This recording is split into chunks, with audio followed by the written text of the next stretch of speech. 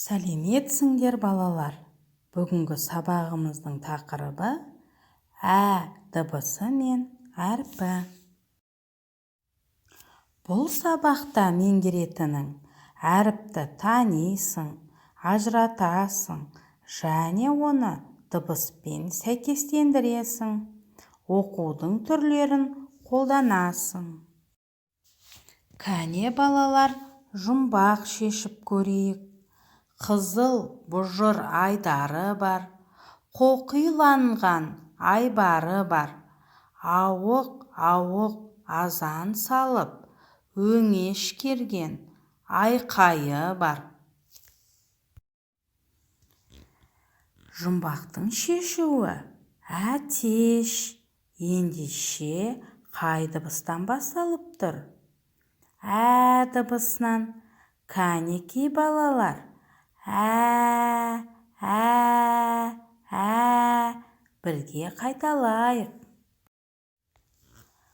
Әтеш сөзінде балалар екі буын бар. Әтеш, төрт дыбыс бар. Екі дауысты дыбыс, екі дауыссыз дыбыс бар. Ал балалар, а дыбысы мен ә дыбысын салыстырып көрсек, а дыбысы дауысты жуан дыбыс, ә дыбысы дауысты жіңішке дыбыс. Ә дыбысы жіңішке дауысты дыбыс. Ә дыбысы сөздің басында кездеседі, ортасында кездеседі, сөз соңында кездеспейді. Ал балалар, ә дыбысы кездесетін сөздерді оқып көрейік. Ән, сән, дән, әке, сәкен, тәтті, дәрі, дәрігер, тәулік, сәуір, дәуір, әсет. Ал балалар, шана мәтінімен танысайық. Әкем туған күніме шана сыйлады. Мен қатты қуандым. Әкеме рахмет айттым.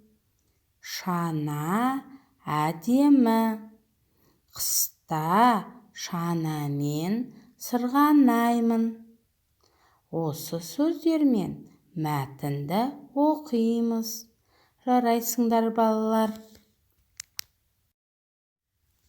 Жаңылтпашты оқып, жаңылмай бірге айтып көрейік.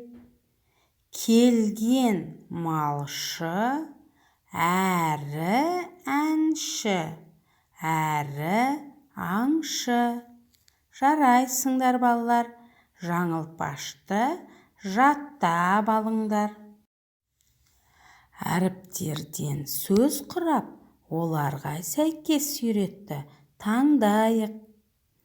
Дәрігер, мамандық иесі. Әтеш, үй құсы.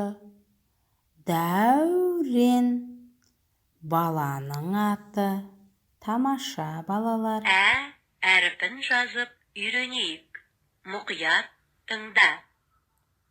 Ә бас әріптен және кіші әріптен құралады.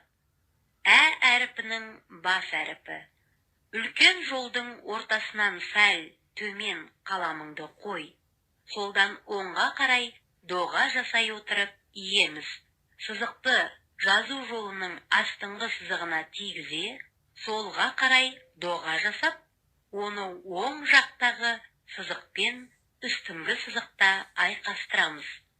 Ә әріпінің кіші әріпі.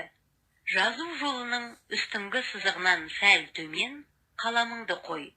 Солдан оңға қарай үстіңгі және астыңғы сызыққа тигізе доға айып, оны оң жақтағы сызықпен жол ортасында айқастырамыз.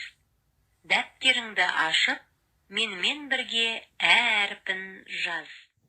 Ал балалар, дәптерімізге ә әрпінің бас әрпін, кіші әрпін және әрпі бар сөздерді, сөйлемдерді әдемі етіп жазайық. Ал балалар, сау болыңдар. Бас бармақ әдісі арқылы өзімізді бағалайық.